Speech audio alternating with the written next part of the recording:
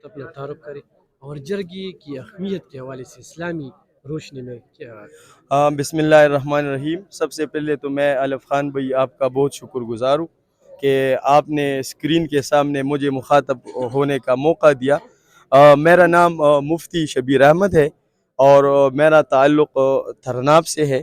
میں جامعہ روضۃ القرآن ترناب کا مدرس ہوں اور وہاں اسباق پڑھاتا ہوں، اور آپ کے ساتھ ریڈیو دلبر میں روزانہ 2 بجے سے 3 بجے تک میرے سوال جواب کا ایک نشست بھی ہوتا ہے۔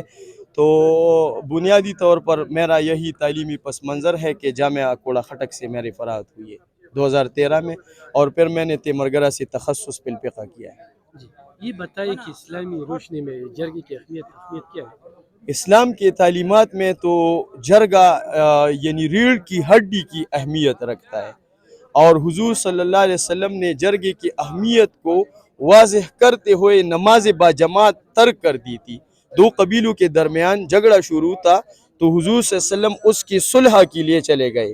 نماز با جماعت کا وقت آ گیا تھا، جماعت کی نماز رسول اللہ صلی اللہ علیہ وسلم سے ہو گئی، لیکن رسول اللہ صلی اللہ علیہ وسلم نے جماعت کی نماز پر جرگے اور صلح اور 2 فریقین کے درمیان اتفاق قائم کرنے پر جو جرگہ منعقد تھی اس کو ترجیح دی نماز با جماعت پر۔